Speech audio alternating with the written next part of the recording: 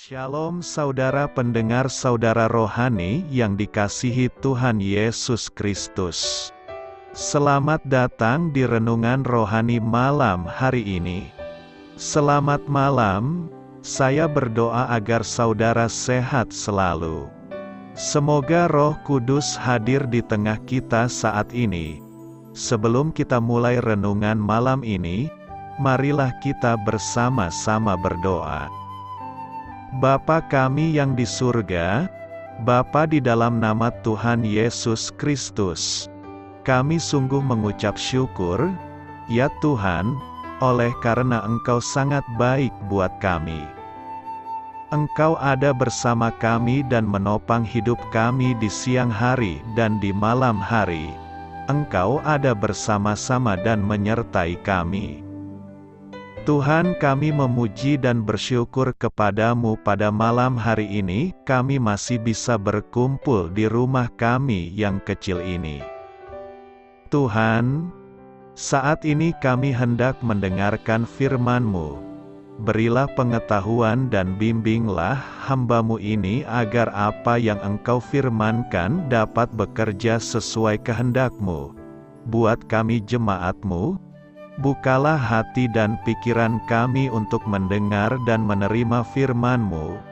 Kiranya firman-Mu ini dapat menjadi berkat bagi kami. Berbicaralah Tuhan, kami sudah siap menerima firman-Mu. Di dalam nama Tuhan Yesus Kristus kami berdoa dan mengucap syukur. Amin. Sahabat saudara rohani, pembacaan ayat emas Alkitab renungan kita malam hari ini. Nats pilihan kita adalah pertimbangan dan kebijaksanaan. Peliharalah itu, maka engkau akan berjalan di jalanmu dengan aman. Tertulis dalam kitab Amsal 3 ayat 21-23. Kata kunci renungan pada malam ini adalah menyingkirkan larva serangga. Dan bacaan kita pada malam ini terambil dari kitab Amsal 3 ayat 19 sampai dengan ayat 26. Dengan hikmat Tuhan telah meletakkan dasar bumi, dengan pengertian ditetapkannya langit, dengan pengetahuannya air samudera raya berpencaran dan awan menitikkan embun. Hai anakku, janganlah pertimbangan dan kebijaksanaan itu menjauh dari matamu. Peliharalah itu, maka itu akan menjadi kehidupan bagi jiwamu, dan perhiasan bagi lehermu.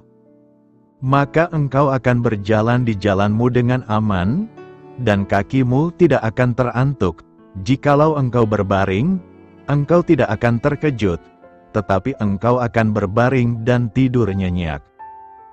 Janganlah takut kepada kekejutan yang tiba-tiba, atau kepada kebinasaan orang fasik, bila itu datang, karena Tuhanlah yang akan menjadi sandaranmu, dan akan menghindarkan kakimu dari jerat.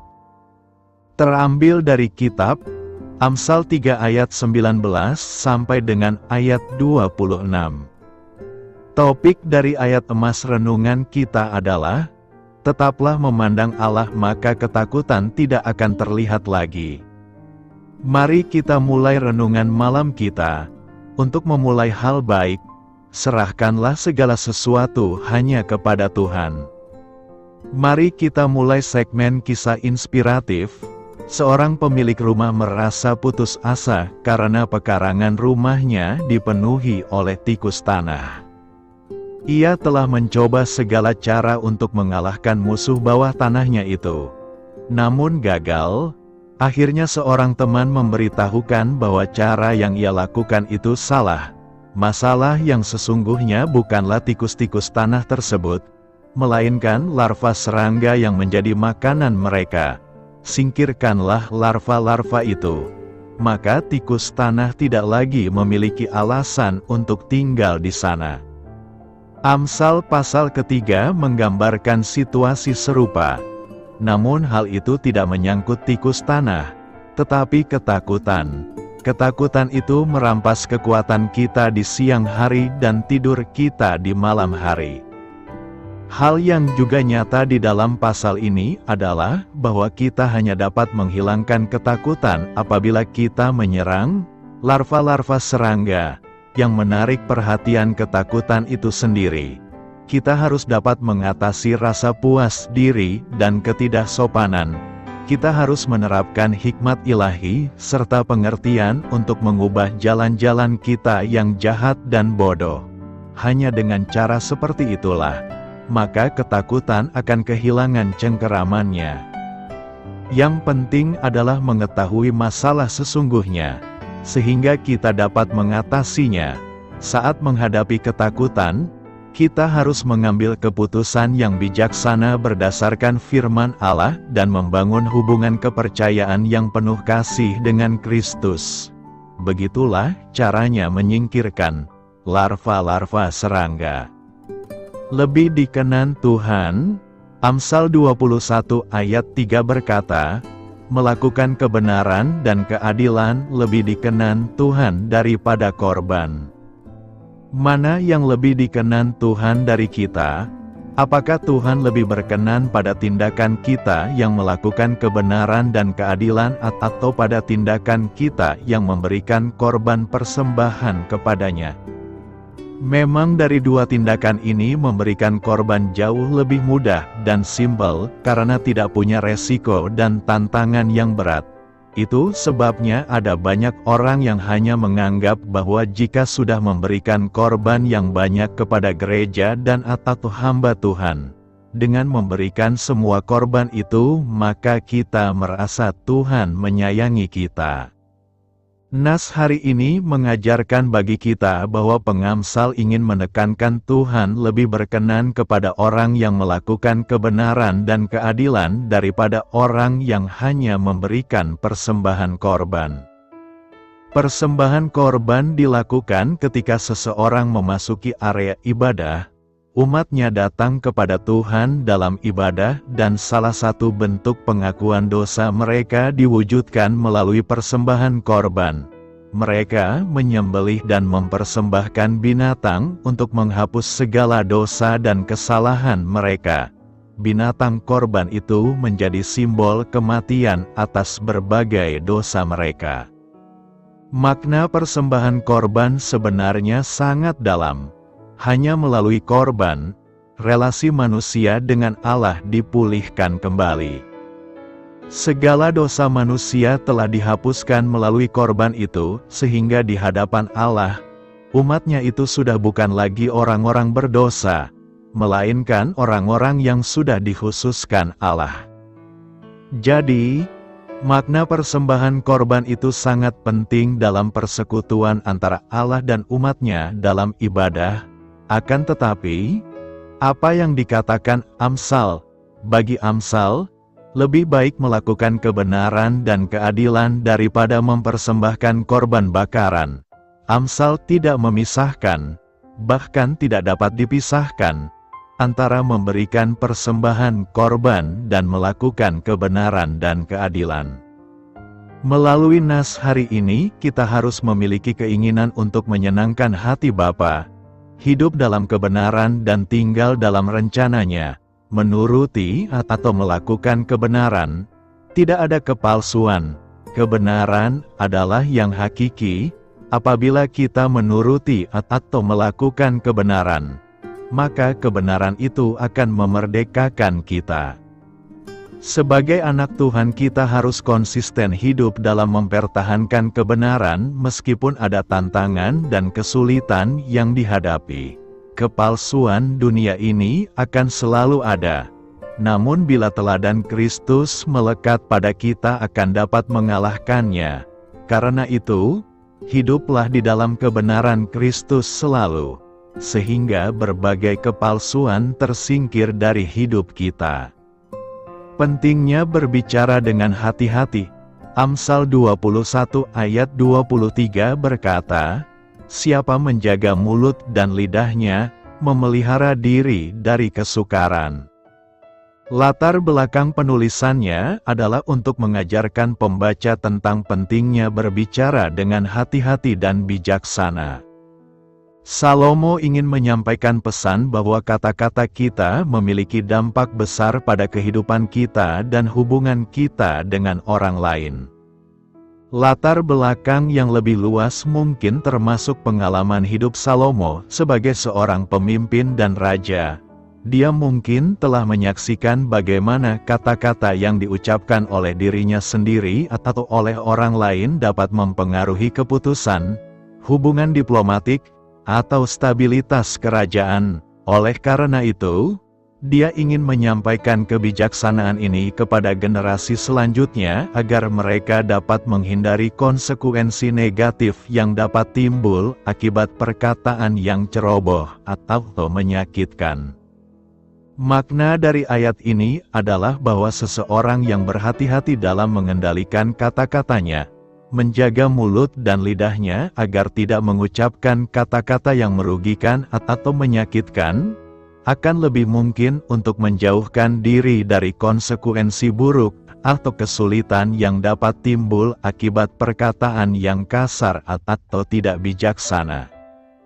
Dengan kata lain, ayat ini mengajarkan pentingnya berbicara dengan bijak dan hati-hati karena kata-kata kita dapat memiliki dampak besar pada kehidupan kita dan hubungan dengan orang lain.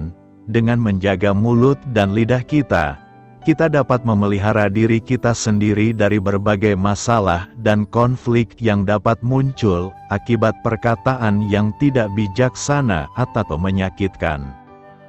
Apa yang perlu direfleksikan dari nas hari ini? Pernyataan, siapa menjaga mulut dan lidahnya, memelihara diri dari kesukaran, mengandung beberapa pelajaran dan pesan yang dapat direfleksikan. Pertama, pentingnya kontrol diri. Ayat ini menyoroti pentingnya memiliki kendali diri terhadap perkataan dan tindakan kita. Kemampuan untuk mengendalikan apa yang kita katakan adalah tanda dari kedewasaan emosional dan spiritual. Kedua, kekuatan kata-kata. Kata-kata memiliki kekuatan besar. Mereka dapat mempengaruhi hubungan dengan orang lain, baik secara positif maupun negatif. Oleh karena itu, kita harus berpikir sebelum berbicara dan memilih kata-kata dengan bijak. Ketiga, pencegahan konflik. Dengan berbicara dengan hati-hati dan menghindari kata-kata yang dapat menyakiti atau menyinggung orang lain, kita dapat mencegah konflik dan pertengkaran yang tidak perlu. Ini dapat membantu menjaga kedamaian dalam hubungan kita. Keempat, ketaatan terhadap nilai-nilai agama. Ayat ini juga mencerminkan nilai-nilai agama, terutama dalam konteks moralitas dan etika. Banyak ajaran agama mengajarkan pentingnya berbicara dengan kebaikan dan menjaga lisan kita agar tidak merugikan orang lain. Dengan merenungkan pesan ini, kita dapat menjadi lebih sadar akan dampak kata-kata kita pada diri sendiri dan orang lain, serta membangun hubungan yang lebih baik dengan orang-orang di sekitar kita. Karena itu, renungan ini pengingat untuk berbicara dengan penuh pertimbangan, kasih sayang, dan kebijaksanaan agar kita dapat menjauhi kesukaran yang bisa timbul akibat perkataan yang tidak baik. Apakah hikmat ilahi itu?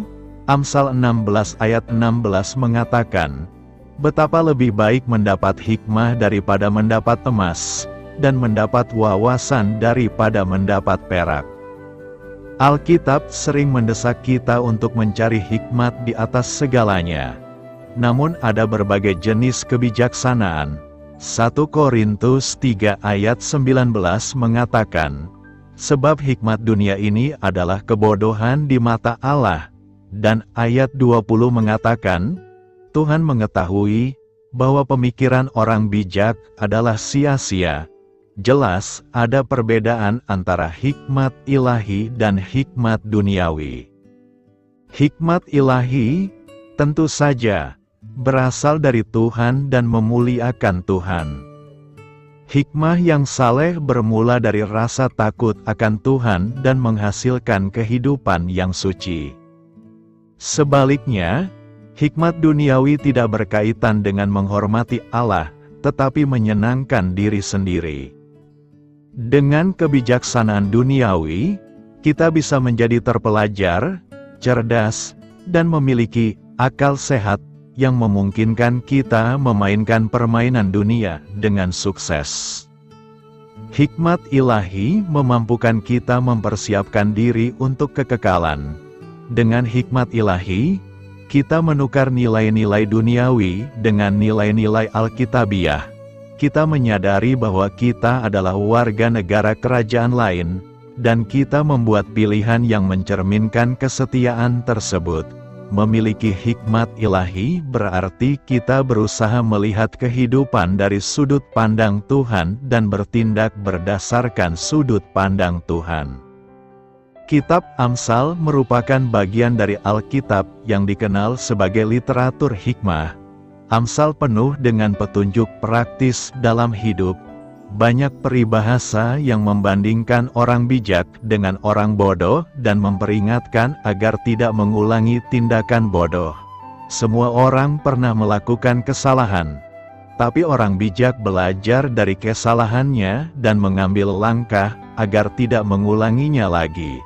Orang bodoh mungkin melakukan kesalahan yang sama berulang kali dan tidak pernah mengambil pelajaran. Hikmat ilahi mungkin terlihat sangat berbeda dengan hikmat duniawi. Yesus menyoroti perbedaan-perbedaan ini dalam khotbahnya di bukit. Misalnya, dia berkata, "Kamu telah mendengar firman, kasihilah sesamamu manusia dan bencilah musuhmu.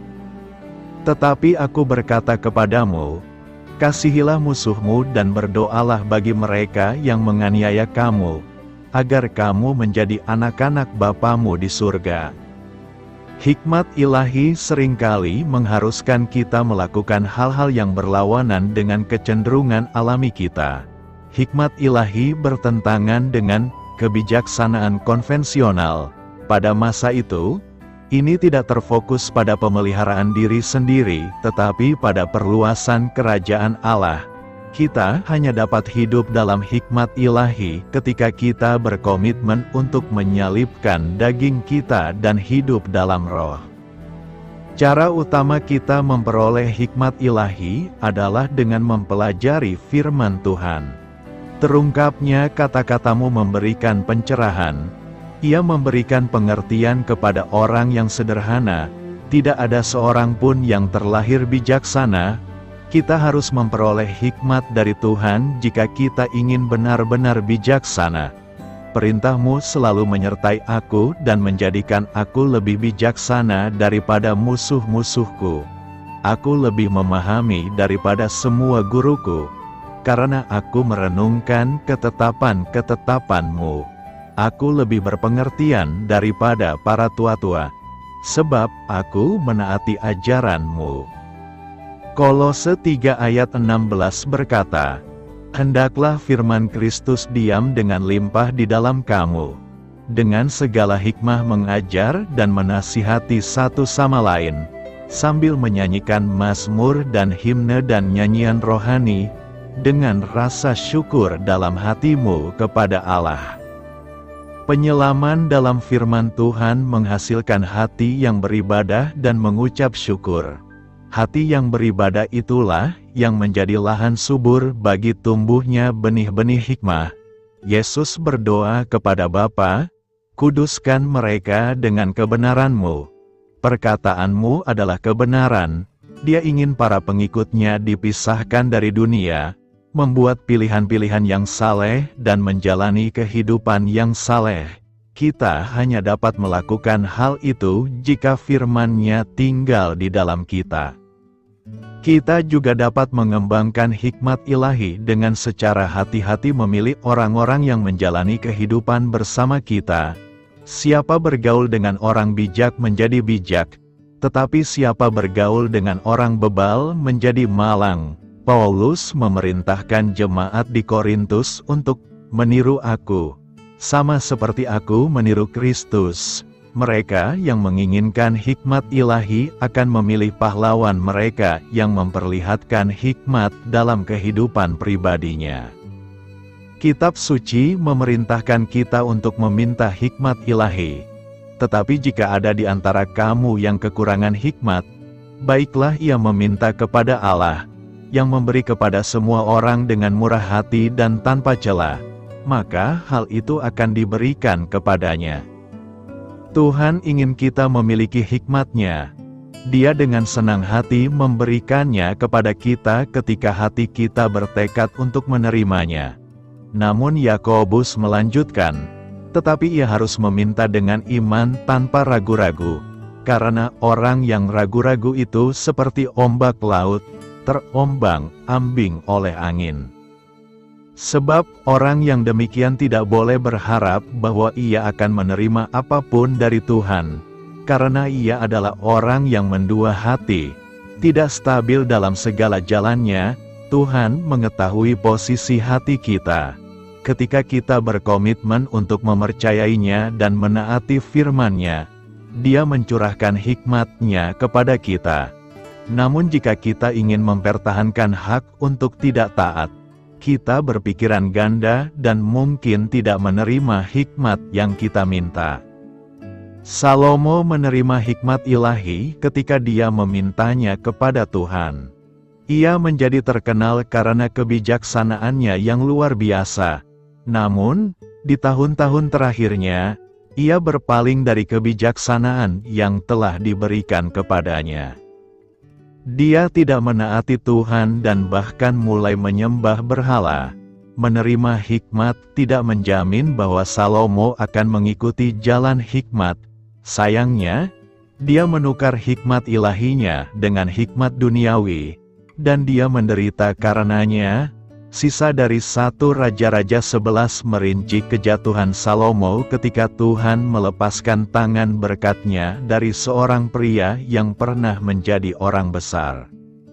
Sesungguhnya jika kamu meminta pencerahan dan berseru meminta pengertian, dan jika kamu mencarinya seperti mencari perak dan mencarinya seperti harta terpendam, maka kamu akan memahami takut akan Tuhan dan menemukan ilmu tentang Tuhan. Karena Tuhan memberi kebijaksanaan, dari mulut-Nya keluar pengetahuan dan pengertian. Berikanlah hatimu kepada Tuhan.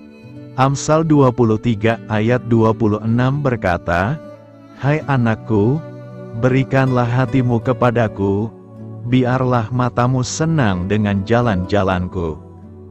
Hati adalah bagian penting dalam tubuh. Dari hatilah akan memancar kehidupan manusia. Itulah sebabnya pengamsal berkata, jagalah hatimu dengan segala kewaspadaan, karena dari situlah terpancar kehidupan. Jika hati kita tidak bisa kita jaga dengan baik, maka dari hati itu juga akan keluar kebinasaan dan kehancuran. Allah meminta kita untuk menyerahkan hati kita kepadanya. Kekuatanmu, talentamu, kasih sayangmu, semua harus diserahkan kepadanya, agar Ia melakukan padamu apa yang menyenangkan hati-Nya, dan melayakkan kita ke dalam hidup kekal. Manusia bisa saja menyembunyikan isi hatinya kepada manusia. Manusia pun tidak bisa membaca isi hati orang lain. Hanya Tuhanlah yang bisa membaca hati manusia. Manusia hanya mampu melihat apa yang di depan mata, tetapi Tuhan mampu melihat hati kita. Jika kita membaca kitab suci, maka kita akan temukan banyak sekali kata hati. Orang yang baik hatinya akan memancarkan kebaikan dalam hidupnya. Ketulusan hati akan menuntun kepada hal yang baik pula. Agar hal-hal negatif tidak menggerogoti hati kita, berjaga-jagalah dengan doa dan kekuatan firman Tuhan. Mereka yang senantiasa menjaga hati akan memiliki energi untuk menjalani masa-masa sulit kehidupan. Apakah ciri-ciri hati yang Tuhan inginkan dari kita manusia? Pertama, hati yang menomorsatukan Tuhan. Ada orang yang enggan menyerahkan hatinya kepada Tuhan karena berjuta alasan. Sibuk kerja, komunitas tidak asyik, aturan firman terlalu mengekang, dan lain-lain. Namun, Tuhan telah berjanji, ketika kita menomorsatukan Dia dalam setiap aspek kehidupan, kita akan dibahagiakan oleh jalan yang Tuhan pilihkan bagi kita. Kedua, hati yang meluapkan hal baik, tetapi apa yang keluar dari mulut berasal dari hati dan itulah yang menajiskan orang.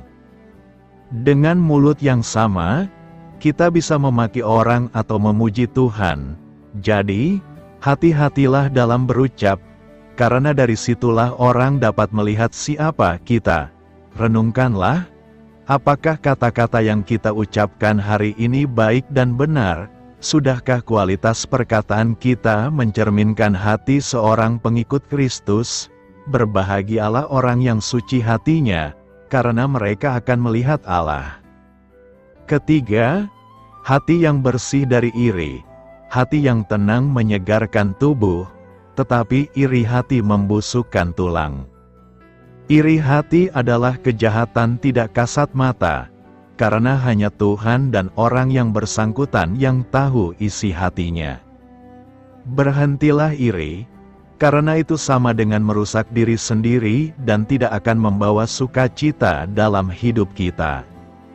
Sebab di mana ada iri hati dan mementingkan diri sendiri, di situ ada kekacauan dan segala macam perbuatan jahat.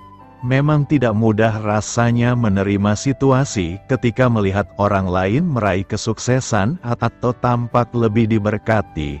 Namun, tetaplah bersyukur dengan apa yang kita miliki. Hitunglah berkat kita setiap hari, dan lakukan 3 hal ini untuk menyingkirkan iri hati. Dan bergembiralah karena Tuhan, maka Ia akan memberikan kepadamu apa yang diinginkan hatimu. Keempat, rancangan hatiku, rancangan Tuhan. Banyaklah rancangan di hati manusia, tetapi keputusan Tuhanlah yang terlaksana. Mungkin kita sudah menyusun banyak rencana untuk setahun, bahkan beberapa tahun ke depan. Menyelesaikan skripsi, cari kerja, buka usaha, berlibur, melanjutkan studi, menikah, menyicil rumah, dan lain sebagainya. Rencana kita begitu detail, sampai-sampai kita lupa Tuhanlah yang memegang kendali hidup ini. Tak ada salahnya punya rancangan, tetapi alangkah baiknya jika kita mengikut sertakan Tuhan di dalamnya. Percayalah, rancangannya untuk kita adalah hal yang membawa kepada damai sejahtera, sebab aku ini mengetahui rancangan-rancangan apa yang ada padaku mengenai kamu. Demikianlah firman Tuhan, yaitu rancangan damai sejahtera dan bukan rancangan kecelakaan, untuk memberikan kepadamu hari depan yang penuh harapan. Bila Kristus tinggal di dalam hati, jiwa akan begitu dipenuhi dengan kasih-Nya, dengan sukacita persekutuan bersama Dia, bergantung erat padanya, dan dalam merenungkan tentang Dia, diri akan dilupakan. Kasih kepada Kristus akan tampak dalam perbuatan. Mereka yang merasakan desakan kasih Allah, tidak bertanya seberapa kecil dapat diberikan untuk memenuhi persyaratan Allah. Mereka tidak menanyakan standar terendah, namun bercita-cita menyelaraskan diri secara sempurna kepada kehendak penebus mereka.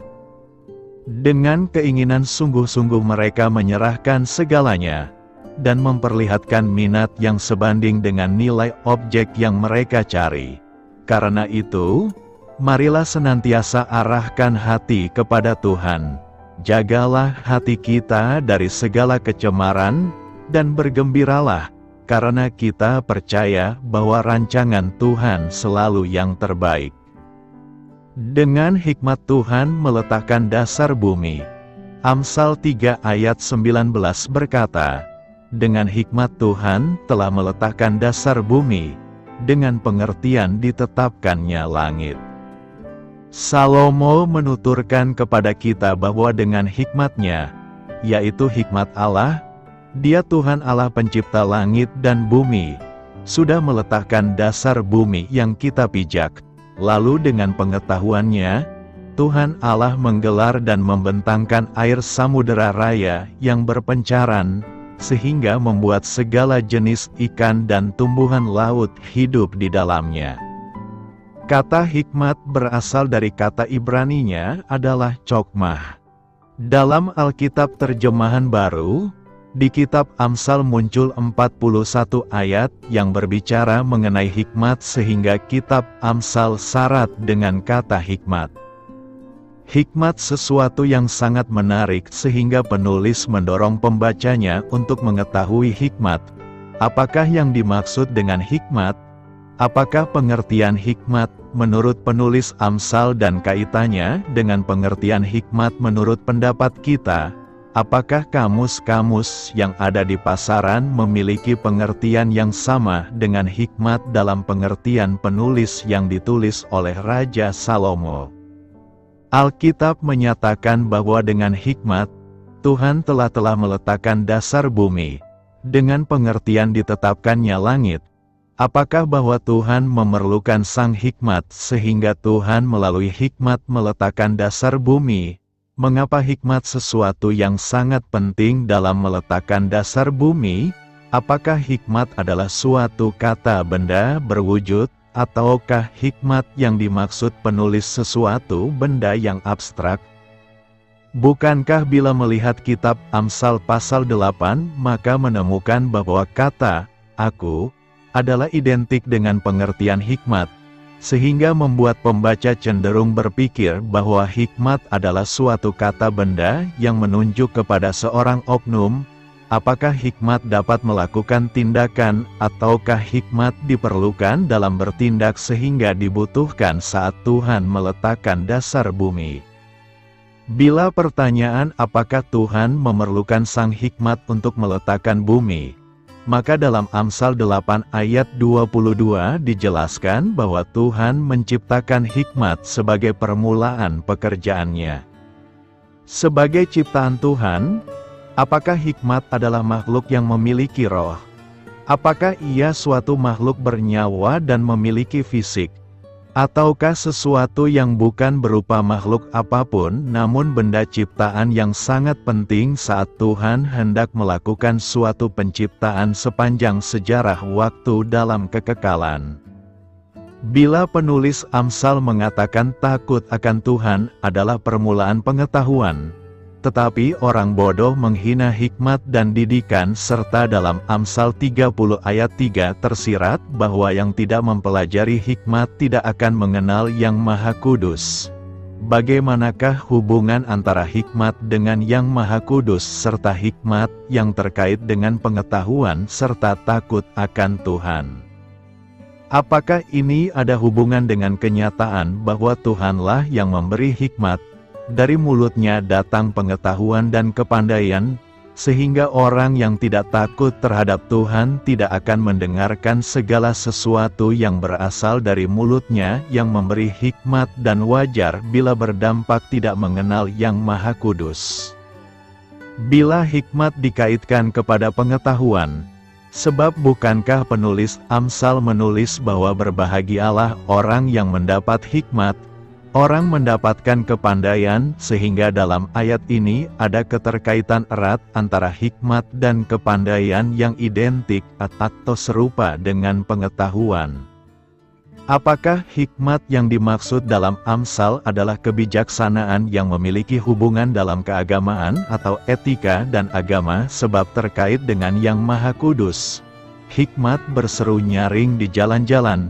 Di lapangan-lapangan ia memperdengarkan suaranya. Penulis menyatakan bahwa di jalan-jalan pun ada hikmat yang berseru agar manusia mengamati hikmat di jalan-jalan. Bila di jalan-jalan ada hikmat, mengapa harus dikaitkan dengan takut akan Tuhan dan mengenal Yang Maha Kudus? Adakah perbedaan hikmat di jalan-jalan dengan Tuhanlah yang memberi hikmat? Bukankah melalui pengamatan, Penelitian segala sesuatu yang ada di jalan-jalan dan atau lingkungan hidup manusia memperoleh hikmat. Di manakah keutamaan hikmat yang berasal dari Tuhan? Bukankah manusia juga diberi kepintaran dan dianjurkan memperoleh kecerdikan dan mempelajari segala sesuatu yang mendatangkan hikmat? Bukankah dengan hikmat rumah didirikan? Dengan kepandaian itu ditegakkan sehingga seorang ahli teknik bangunan dapat dikategorikan sebagai orang berhikmat dan itu dapat dipelajari di bangku sekolah hingga perguruan tinggi pasca sarjana.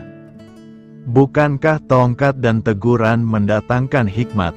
Tetapi anak yang dibiarkan mempermalukan ibunya, sehingga hikmat diperoleh dari hasil didikan seorang ibu dan juga dibantu ayah, dan mungkin sejumlah pendidik dalam suatu komunitas dapat menghasilkan orang yang berhikmat. Bukankah? Bila mengamati Amsal 8 ayat 12, Amsal 10 ayat 13 maka akan diketahui bahwa hikmat itu berdiam dalam kecerdasan, pengetahuan dan kebijaksanaan, sehingga orang bodoh, orang bebal dan pencemooh hikmat sulit meraih hikmat. Bukankah hikmat yang berseru di jalan-jalan adalah landasan dasar untuk memperoleh hikmat terlebih-lebih bila memperhatikan Amsal 4 ayat 7, sehingga memungkinkan dapat berjalan di jalan yang lurus. Penulis Amsal menyatakan bahwa aku ada sertanya sebagai anak kesayangan. Aku bermain-main di atas muka buminya, dan untuk anak-anak manusia menjadi kesenanganku. Apakah ada alasan yang dikemukakan oleh penulis Amsal, Raja Salomo tentang mengapa harus takut akan Tuhan terlebih dahulu? Bukan hikmat dapat ditemui sebab hikmat bermain-main di atas muka buminya. Melalui riset, belajar dan memperhatikan di sekeliling kita. Bukankah itu sudah memiliki hikmat? Apakah karena hikmat ada serta Tuhan sebagai anak kesayangannya, maka kita harus takut Tuhan? Ataukah ada pengertian lain tentang hikmat? Dan bila ada, apakah yang menjadi dasar pertimbangan serta apakah manfaat istimewanya? Dengan adanya keterkaitan hikmat dengan takut akan Tuhan serta keterkaitan hikmat dengan memperoleh hidup dalam pengertian dunia orang hidup yang berkonotasi hidup kekal dalam kerajaan Bapa, Allah yang kekal, maka pengertian hikmat dalam kitab Amsal bukan sekedar sesuatu hikmat yang jangka pendek dengan manfaat hanya di bumi, tetapi hikmat yang juga memiliki manfaat dalam dunia kekekalan. Kitab Amsal mengajarkan pembacanya untuk memperoleh hikmat secara menyeluruh yang berguna baik untuk hidup di bumi dan untuk hidup yang kekal. Karena itu, marilah menerima hikmat Tuhan sebab dengan hikmat itu kita akan dapat mengerti bahwa Tuhanlah yang meletakkan dasar bumi ini dengan hikmatnya. Beritakanlah Injil kepada segala makhluk, hormatilah semua orang. Selamat beristirahat malam dalam kasih setia Tuhan. Doa saya menyertai saudara sekalian. Mari bertumbuh dalam iman bersama saudara rohani. Saya memberkati Anda, agar sewaktu Anda mencarinya dari Dia, Bapa Surgawi Anda akan memberikan bagi Anda roti harian Anda. Dalam nama Yesus Kristus, Tuhan yang berkuasa atas alam semesta dan menuntun kita kepada iman yang menyelamatkan, Tuhan Yesus menyertai senantiasa. Terima kasih sudah berkenan mendengarkan renungan malam saudara rohani. Tuhan memberkati. Amin.